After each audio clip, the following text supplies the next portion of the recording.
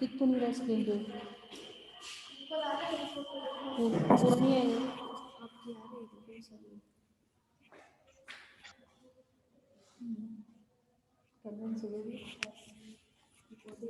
Good morning students.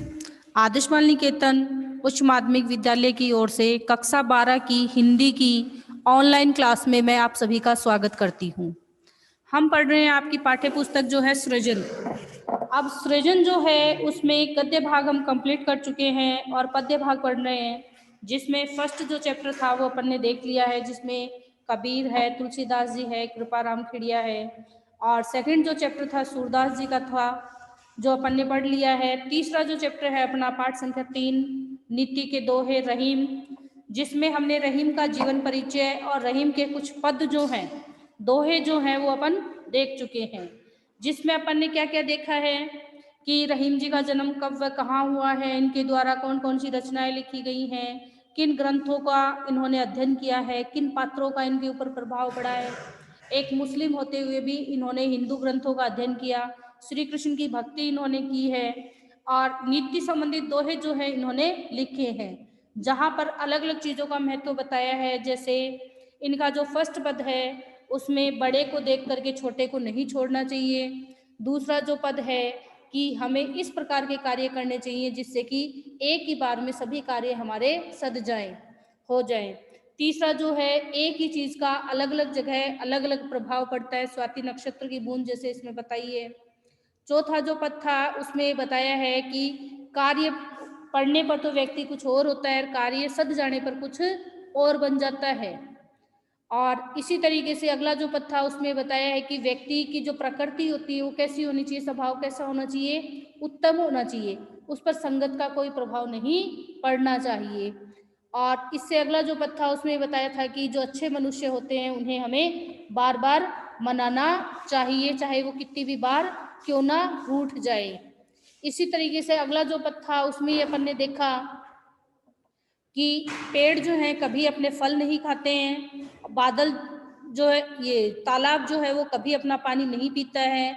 अच्छे मनुष्य जो होते हैं वो अपनी संपत्ति का संचय जो है वो दूसरों के लिए करते हैं। और इससे अगला जो पद था उसमें बताया था कि जो कार्तिक मास और आश्विन मास के जो बादल होते हैं वो कैसे होते हैं, थोथे होते हैं, यानी उनमें पानी नहीं होता है। उसी प्रकार से जो धनी पुरुष थे किसी जमाने में वो बार बार अपनी पिछली बातें गा करके अपनी प्रशंसा करते हैं। इस प्रकार से हर एक दोहे के माध्यम से उन्होंने हमें ये शिक्षा दी है कि हम इन चीज़ों को अपने जीवन में उतारें और जानें। ये नीतिगत बातें जो हैं वो रहीम जी ने कही हैं। अब आगे का जो पद है वो अपन आज पढ़ेंगे, जिसमें क्या बताया है, रहीमन असुआ नैन ढरी जिये दुख प्रकट करई जाहि निकारो गेहते कस न भेद कही देई। अब रहीमदास जी क्या कह रहे हैं इसमें कि रहीमन असुआ नैन डरी, रहीमदास जी कह रहे हैं कि आपकी आंखों से, नैन यानी आंखों से जो आंसू ढलते हैं, जिए दुख प्रकट करई, दूसरों के सामने क्या करते हैं, जिए यानी आपके हृदय का दुख प्रकट करते हैं। जाहि निकारो गेहते, तो हम तो क्या करते हैं अपना समझ करके दूसरे के सामने अपना दुख प्रकट करते हैं। कस न भेद कही दे, लेकिन हमें दूसरों के सामने अपना भेद नहीं बताना चाहिए कि हमारे मन में क्या दुख है। तो इस प्रकार से इसके माध्यम से कह रहे हैं कि हमें उसी व्यक्ति के सामने अपने आंसू बहाने चाहिए, अपने मन की बात कहनी चाहिए जिस पर हमें विश्वास है, वरना वो क्या करेंगे, हम तो अपना दुख उनके सामने प्रकट करेंगे और वो बाद में उन चीजों से मजाक उड़ाएंगे। तो ऐसे व्यक्ति से हमें बचना चाहिए। रहीमन निज मन की विथा मन ही राखो गोय सुनी हठीले लोग सब बांटी ले कोय। अब क्या कह रहे रहीमदास जी कि निज मन की, निज यानी अपने मन की, विथा, विथा यानी पीड़ा, मन ही राखो गोय, गोय यानी मन के अंदर ही उसे दबा करके रखनी चाहिए, यानी हमारे मन में जो भी पीड़ा है उसे अपने मन तक ही सीमित रखनी चाहिए, दबा करके रखनी चाहिए। क्यों? क्योंकि सुने हठीले लोग सब, यानी हठीले लोग जो होते हैं वो क्या करते हैं, अपन से बात तो पूछ लेते हैं लेकिन वो क्या करते हैं, बाटी न लेहे कोई, लेकिन दुख को कोई भी नहीं बांटता, बल्कि वो क्या करते हैं, हमारी जो बात है वो चारों तरफ और फैला देते हैं। तो इस प्रकार से हमें हमारे मन की जो पीड़ा है, दुख है, वो अपने मन में रखना चाहिए, दूसरों के सामने प्रकट नहीं करना चाहिए। हंस करके वो लोग एक बार तो हमसे पूछ लेते हैं हमारे दुख में शामिल होकर के कि हाँ भाई आपको क्या दुख है, आप हमें बताओ, लेकिन बाद में जाकर के वही हंसी मजाक उड़ाते हैं, मजाक उड़ाते हैं। दीन सबन को लखत है, दीनई लखे न कोय, जो रहीमन दीनई लखे, दीन बंधु सम होए। तो यहाँ रहीमदास जी क्या कहने हैं कि दीन, दीन यहाँ गरीब के लिए आया है। दीन सबन को लखत है, गरीब तो सबका साथ देता है। दीनई लखे न कोय, लेकिन वास्तव में दीनई यानी गरीब का साथ कोई भी नहीं देता है। जो रहीमन दीनई लखे, दीन बंधु सम होए। दीन बंधु सम, सम यानी समान, उपमा अलंकार आ रहे हैं। तो क्या कह रहे हैं कि सब ये कहते हैं कि हाँ भाई मैं गरीब को देखता हूँ, मैं गरीब की सेवा करता हूँ, लेकिन वास्तव में गरीब की सेवा कोई भी नहीं करता है। और जो गरीब की सेवा करता है वो दीन बंधु के समान है। दीन बंधु यहाँ भगवान को बताया गया है। गरीबों की सेवा करने वाले को दीन बंधु कहा गया है। दीन का अर्थ है गरीब और दीन बंधु का अर्थ है यहाँ भगवान से। दोनों रहीमन एक से, जो लो बोलत नाही, जान परत है काक पिक, ऋतु वसंत के माही। अब दोनों एक जैसे दिखते हैं, कौवे और कोयल को बैठा दिया जाए, देखा जाए तो दोनों समान दिखते हैं, लेकिन उनका अंतर कब पता चलेगा? दोनों रहीमन एक से, रहीमदास जी कह रहे हैं कि दोनों एक जैसे हैं। जो लो बोलत नाई, जब तक वो बोलते नहीं है। जान परत है काक पिक, कब जानते हैं हम? काक यानी कौवा, पिक यानी कोयल। कौवे और कोयल का अंतर हम कब जानते हैं? ऋतु वसंत के माही, वसंत ऋतु जब आती है तो उस समय हम सुनते हैं कि कोयल जो है वो बोलती है, और वो भी कैसी वाणी में? मधुर वाणी में। और कौवा कैसी वाणी में बोलता है? कर्कश वाणी में। तो जब तक बोलते नहीं है तब तक दोनों एक जैसे दिखते हैं, एक समान दिखते हैं, लेकिन जैसे वो बोलना शुरू कर देते हैं वसंत ऋतु आने पर, तो उन दोनों का भेद जो है वो समाप्त हो जाता है। हमें पता चल जाता है कि कौन सा कौवा है और कौन सी कोयल है। उसी प्रकार से जब दुख का समय आता है तो उस समय हमारे साथी कैसा व्यवहार करते हैं, उससे हमें पता चल जाता है कि कौन अपना है, कौन अच्छा है और कौन बुरा है। बड़े बड़ाई ना करे, बड़ों ने बोले बोल, रहीमन हीरा कब कहे, लाख टका मेरो मोल। अब रहीमदास जी क्या कह रहे हैं कि कभी भी बड़ा व्यक्ति जो होता है वो अपनी बड़ाई नहीं करता है, अपनी प्रशंसा नहीं करता है। बड़ों ने बोले बोल, और हमें कभी भी घमंड नहीं करना चाहिए, ऊंचे बोल नहीं बोलने चाहिए। रहीमन हीरा कब कहे, यानी हीरे को अपन देखते कितना कीमती होता है, वो अमूल्य होता है, लेकिन वो कभी ये नहीं कहता कि मेरी कीमत क्या है। लाख टका मेरो मोल, लाखों करोड़ों का होता है एक हीरा, लेकिन हीरा कभी ये नहीं बोलता कि मेरा जो मोल है वो अमूल्य है, यानी मेरा जो मूल्य है बहुत ज्यादा है। उसी प्रकार से वास्तव में जो बड़े लोग होते हैं, अच्छे चरित्र वाले लोग होते हैं, सज्जन लोग जो होते हैं, कभी अपनी प्रशंसा अपने मुख से नहीं करते हैं। जिस प्रकार से एक हीरा अपनी कीमत कभी नहीं बताता। तो कई बार करते हैं ना, कई लोग क्या करते हैं, हो मैंने ये कर दिया, ऐसा बड़ा काम कर दिया। तो अच्छे बड़े लोग जो होंगे वास्तव में वो कभी अपने द्वारा करे गए जो कार्य हैं उनको नहीं गिनाएंगे, कभी उनकी प्रशंसा स्वयं नहीं करेंगे, बल्कि लोग ही करेंगे। बिगड़ी बात बने नहीं, लाख करो किन कोय, रहीमन फाटे दूध को, मथे न माखन होए। अब रहीमदास जी क्या कह रहे हैं कि बिगड़ी हुई जो बात है, बिगड़ी यानी बिगड़ी हुई जो बात है वो कभी भी नहीं बन सकती। लाख करो किन कोय, चाहे कोई लाख प्रयत्न कर ले, एक बार अगर कोई बात बिगड़ गई है तो वो नहीं बन सकती। जिस प्रकार से रहीमदास जी कह रहे हैं, फाटे दूध को मथे न माखन होए, अगर कोई दूध फट जाता है, एक तो क्या करते हैं अपन, दूध को अच्छे से गर्म करके फिर जमाते हैं तो वो बढ़िया जमता है, मक्खन भी निकलता है। एक दूध अपने आप फट जाए, तो जो फटा हुआ दूध है, रहीमन फाटे दूध को मथे न माखन होए, तो रहीमदास जी ये कह रहे हैं कि फटे हुए दूध से मक्खन नहीं बन सकता। तो उसी प्रकार से अगर हमारी बात किसी से बिगड़ गई है, मन मुटाव हो गया है, और एक बार अगर मन मुटाव हो जाता है तो उस मन को वापस से जोड़ पाना मुश्किल हो जाता है, उस प्रेम को बनाए रखना मुश्किल हो जाता है, जिस प्रकार से फटे हुए दूध से मक्खन नहीं निकाल सकते। मक्खन यानी घी, विपदी भय धन ना हरे, रहे जो लाख करोड़। अब क्या करें, विपत्ति भय धन ना हरे, यानी विपदा पड़ने पर, संकट आने पर धन नहीं रहे, रहे जो लाख करोड़, ऐसे चाहे हमारे पास कितने भी लाख करोड़ क्यों ना हो, यानी किसी के लिए विपदा के समय धन नहीं है तो, और ऐसे चाहे उसके पास लाख करोड़ हो, यानी जब जरूरत है तब नहीं है। नभ तारे छिपी जात है जो रहीम भय भोर। तो जिस प्रकार से आकाश के तारे, नभ यानी आकाश में तारे क्या होते हैं, सुबह होते ही छिप जाते हैं, भोर यानी सुबह, जो रहीम भय भोर। तो उसी प्रकार से विपदा पड़ने पर क्या होता है, हमारे पास धन नहीं है, ऐसे चाहे लाखों करोड़ों हो, और किसी के दुख आ रहा है, उस समय हमने अगर उसकी सहायता नहीं की, विपदा के समय अगर उसकी सहायता नहीं की, तो हमारे पास चाहे कितने ही रुपए हो और बाद में चाहे हम उसको कितने ही देते रहें, उसका कोई फायदा नहीं है। और जिस प्रकार से सुबह होते ही आकाश के जो तारे हैं वो क्या होते हैं, छिप जाते हैं, उसी प्रकार से दुख के जो दिन है वो भी टल जाते हैं, हट जाते हैं। मांगे घटत रहीम पद की तो, मांगे घटत रहीम पद की तो करो बड़ी काम, तीन पैग वसुधा करो तऊ बामने नाम। अब यहाँ रहीमदास जी क्या कह रहे हैं कि मांगे घटत रहीम पद, पद यानी पैर, रहीमदास जी कह रहे हैं कि तीन पैर भूमि मांगने से भी, कि तो करो बड़ी काम, चाहे हम कितना भी बड़ा काम क्यों ना कर लें, और अगर हम किसी से कुछ मांगते हैं तो उससे क्या है, हमारा मान घटता है। अब कई बार क्या हो जाता है, कई जन इतना दान कर देते हैं कि उसे घमंड हो जाता है कि पता नहीं मैंने तो कितना दान कर दिया और कितना मैं और कर सकता हूँ। अब यहाँ जो है, तीन पैग वसुधा करो तऊ बावने नाम। तो आप लोगों ने देखा होगा, एक राजा थे बलि, जो कि बहुत ज्यादा दानवीर थे, और उनके मन में ये अहंकार आ गया था कि मेरे से बड़ा दानवीर कोई नहीं है। उन्होंने यज्ञ किया, और यज्ञ के समय जितने भी ब्राह्मण लोग हैं उन सबको दान दिया।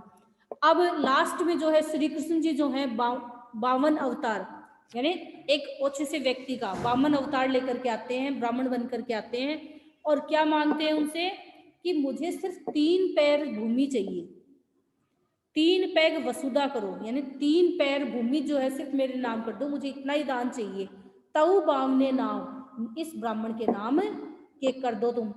लेकिन क्या होता है कि वो तीन पैर जो है, श्री कृष्ण जी जो हैं, तो वो क्या करते हैं, अपना विशाल रूप धारण कर लेते हैं, और विशाल रूप धारण करके तीनों पैरों में तीनों लोगों को नाप लेते हैं। तो इस तरीके से जो राजा बलि थे वो पहचान जाते हैं कि स्वयं भगवान जो है, विष्णु अवतार जो है, मेरी परीक्षा लेने के लिए आए हैं, और इस तरीके से वो अपने अहंकार को त्याग देता है। तो व्यक्ति को कभी भी अहंकार नहीं करना चाहिए, चाहे वो कितना ही बड़ा दानवीर क्यों ना हो। मान सहित विष खाए के शंभु भय जगदीश, बिना मान अमृत पिए राहु कटायो शीस। अब अगर व्यक्ति को मान सम्मान दिया जाए तब तो वो क्या करता है, जहर भी पी लेता है, विष भी पी लेता है। जिस प्रकार से शिव जी के पास कौन गए थे, सारे देवता गए थे, जब समुद्र मंथन हुआ था, जहर निकला था, विष निकला था, तो शिव जी के पास गए, उनसे प्रार्थना की कि महाराज आप ही ऐसा कर सकते हो कि ये जो जहर निकला है इसे आप ग्रहण कीजिए, वरना चारों तरफ जहर ही जहर हो जाएगा, विष ही विष हो जाएगा। तो शिव जी ने मान सहित उनसे सम्मान के साथ ही तो गए थे कि भाई हम आपसे प्रार्थना करते हैं, आप इस जहर को ग्रहण कीजिए।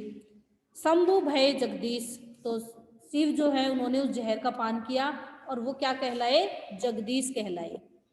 बिना मान अमृत पिए, बिना मान सम्मान के अमृत भी पी ले तो वो भी क्या है, बेकार है। जिस प्रकार से राहु कटायो शीस, राहु जो है उसने क्या किया था, अमृत का पान किया था, देवताओं के बीच में बैठ गया था जाकर के अमृत पीने के लिए, और वहां उसका धड़ से सिर जो है वो अलग कर दिया गया था। यानी कहीं भी अगर हमें मान सम्मान के साथ बुलाया जाए, चाहे वो गरीब का ही घर क्यों ना हो, तो हमें जाना चाहिए, और चाहे कितना ही अमीर का घर क्यों ना हो, कितने ही पैसे वाले क्यों ना हो, अगर वो हमें मान से नहीं बुला रहे, सम्मान के साथ नहीं बुला रहे हैं, तो हमें नहीं जाना चाहिए। यानी जहां पूछो, अपनी पूछ हो कि भाई हाँ ये व्यक्ति यहाँ आया है, वहीं हमें जाना चाहिए, ऐसा इस दोहे के माध्यम से बताया गया है। रहीमन जी हो बावरी, कही गई सरग पताल, आपू तो कहीं भीतरी रही जूती खात कपाल। अब जीभ की महत्ता बताई जा रही है कि जीभ क्या करती है। रहीमन जीवा बावरी, जीवा यानी जीभ क्या है, बावली है। क्यों? क्योंकि ये कहते हैं ना बिना अड़गी होती है, ये तो कुछ भी बोल जाती है। तो कही गई सर्ग पताल, कुछ भी किसी को कह देती है और जाकर के पाताल में बैठ जाती है। पाताल में बैठने से मतलब अपने मुख में जाकर के सेफ बैठ जाती है, यानी बोलते तो अपन जीभ से ही है। फिर मार किसको खानी पड़ती है? कपाल, कपाल यानी सिर, मस्तक। तो आपू तो गई भीतरी रही जूती खात कपाल, यानी चप्पले कौन खा रहा है? कपाल खा रहा है, मस्तक खा रहा है। अर्थात हमें क्रोध, ये जो अपनी वाणी है उस पर नियंत्रण रखना चाहिए, क्योंकि जीभ तो बोल करके अंदर चली जाएगी लेकिन मार बाहर वालों को ही खानी पड़ेगी। अनादर जो है वो उन्हीं को सहन करना पड़ेगा। इसलिए अपनी जीवा पर नियंत्रण रखना चाहिए, अपनी वाणी पर नियंत्रण रखना चाहिए। अमृत ऐसे वचन में रहीमन रीस की गास, जैसे मिले में मिस्री में ही मिली नीरस बांस की फास। अब क्या कह रहे हैं कि अमृत ऐसे वचन में, हमें कैसे वचन बोलने चाहिए? अमृत के समान मीठे वचन बोलने चाहिए। रहीमन रीस की गास, रहीमदास जी क्या करे, वरना वो क्या बन जाएंगे? अगर हमें क्रोध, अपन क्या करते हैं कई बार किसी से कोई बात करते हैं, वही बात अगर क्रोध में कहेंगे तब तो लड़ाई झगड़ा होगा, और वही बात अगर मीठी वाणी में कहेंगे तो वो बात मान ली जाएगी। तो हमें क्या करना है कि अगर मीठी वाणी से हम कोई बात करते हैं तो अगला रीस नहीं करता, क्रोध नहीं करता और उस बात को मान लेता है। अब जैसे किसी को सीट से ही उठाना है, अब तो इससे कहे अशोक प्लीज तू पीछे बैठ जा, मैं आगे बैठ जाऊं, तो ये उठ के चला जाएगा। और तू आए, उठ खड़ा हो, तब ये खड़ा नहीं होगा। तो ये जो वाणी है यही व्यक्ति को क्या करती है कि हम जैसी वाणी बोलेंगे वैसा ही प्रभाव हमें दिखाई देगा। तो हमें अमृत के समान मीठे वचन बोलने चाहिए। तो कड़वी बात है, क्रोध वाली बात है, उसका भी अगले पर कोई प्रभाव नहीं होगा। जिस प्रकार से मिस्री के अंदर अपन देखते हैं ना, धागा सा आता है से बांधने के लिए जो आता है, मिस्री क्या ही है तो वो, और किसी कटिंग की बात नहीं है, या मिस्री की बात है पूरी। तो मिस्री जो है उसके अंदर धागा आता है जो कि क्या है, नीरस है। बांस की फांस भी आ जाती है, केवल लकड़ी का टुकड़ा और वो भी आ जाते हैं। लेकिन अपन क्या करते हैं, मिस्री क्या है, मीठी है, अमृत के समान है, पूरी मिस्री को नहीं थूकते, क्या करते हैं उस धागे को या तिनके को निकाल के बाहर डाल देते हैं, यानी इस चीज का बुरा नहीं मानते। क्यों? क्योंकि हमें मिस्री के समान ही वचन बोलने चाहिए। मीठी है मिस्री इसलिए उसको खा लेते, कोई बुरी भी बात होती है, इसमें कमी भी होती है तो उसको दूर कर देते हैं। तो उसी प्रकार से अगर व्यक्ति में भी कोई कमी है तो उसे हम दूर कर सकते हैं। तो इस प्रकार से हर एक प्रश्न, हर एक दोहे के साथ में रहीम दास जी ने हमें शिक्षा दी है कि कैसा व्यवहार जो है वो हमें करना चाहिए। अब है इनके प्रश्न। रहीम के काव्य की सर्वाधिक प्रमुख विशेषता क्या है? समासिकता, नीति प्रवणता, श्रृंगारिकता, अनुभव सकुलता। तो क्या बताया इन्होंने? नीति प्रवणता, कि हमें नीति पर रहना चाहिए। विपत्ति में धन किसकी तरह लुप्त हो जाता है? प्रातःकालीन तारों की तरह, मित्र की तरह, दुश्मन की तरह, हवा की तरह। प्रातःकालीन तारों की तरह। काज करे कछु और है, काज सरे कछु और, रहीमन भंवरी के भये नदी सिरावत मोर। प्रस्तुत दोहे के माध्यम से रहीम दास जी ने मनुष्य की किस प्रवृत्ति का वर्णन किया है कि व्यक्ति जो है जब काम पड़ता है तब तो उसकी स्वभाव जो है वो दूसरा होता है, और जब काम निकल जाता है तब वो क्या करता है, उससे मतलब ही नहीं रखता। जिस प्रकार से नदी के अंदर नाव जो है उसमें जब तक अपन को बैठना होता है तब तक उस नाव से, जल से मतलब रखते हैं, और जैसे ही मतलब निकला अपन मुड़ करके भी नहीं देखते हैं। नहीं, कवि के अनुसार बुरे स्वभाव वाले व्यक्ति कैसे स्वभाव वाले व्यक्तियों की प्रवृत्ति को बदल नहीं पाते, सो उदाहरण स्पष्ट कीजिए। तो चंदन के वृक्ष पर सांप रहते हैं। अब सांप जो है क्या चंदन को जहर बना सकते हैं? नहीं बना सकते। यानी सांप बुरी प्रवृत्ति का, चंदन अच्छी प्रवृत्ति का है। और ना ही चंदन जो है सांप को बदल पाया कि तू अपना जहर छोड़ दे। तो इस दोहे के माध्यम से इसमें बताया गया है। रहीमदास जी ने सज्जन व्यक्ति के रूठ जाने पर भी बार बार मनाने की बात क्यों कही है, कि जिस प्रकार से एक मोतियों के हार को अपन क्या करते हैं, कितनी भी बार वो टूट जाए बार बार उसको पिरो लेते हैं, उसी प्रकार से अगर अच्छा व्यक्ति रूठ जाए तो 100 बार भी अगर उसको मनाना पड़े तो हमें मनाना चाहिए। अब है लघुतरात्मक प्रश्न। थोथे बादल क्वार के पाछीली बात प्रस्तुत दोहे का भाव स्पष्ट करना है। तो अर्थ मैं आपको बता चुकी हूँ कि कार्तिक मास और आश्विन मास के जो बादल होते हैं सिर्फ गरजते हैं, बरसते नहीं हैं। उसी प्रकार से कुछ एक व्यक्ति ऐसे होते हैं जो सिर्फ बोलते हैं, करते कुछ भी नहीं है।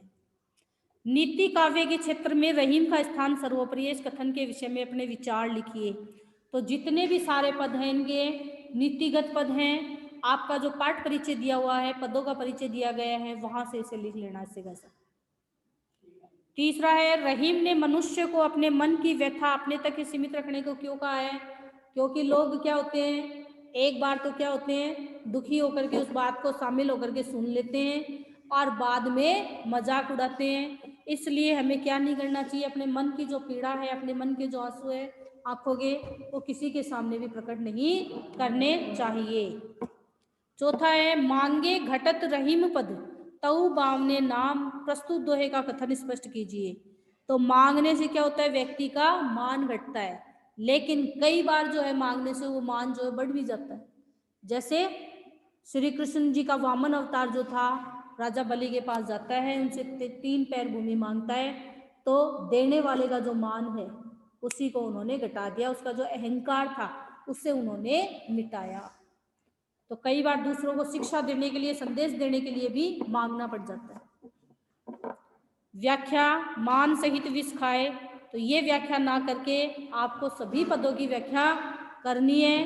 क्यों? क्योंकि हर एक दोहा जो है वो अलग अलग है, अलग अलग इनकी व्याख्याएं होंगी। तो परीक्षा में कोई भी 2 दोहे देख करके अर्थ पूछा जा सकता है। तो इस प्रकार से अपना जो तीसरा पार्ट है वो कंप्लीट हुआ। आगे का जो चैप्टर है वो अपन अगले वीडियो में पढ़ेंगे। तब तक के लिए धन्यवाद, और आप सभी अपनी अपनी नोटबुक में अपना कार्य जो है कंप्लीट कर लेना। स्टॉप कर इसको।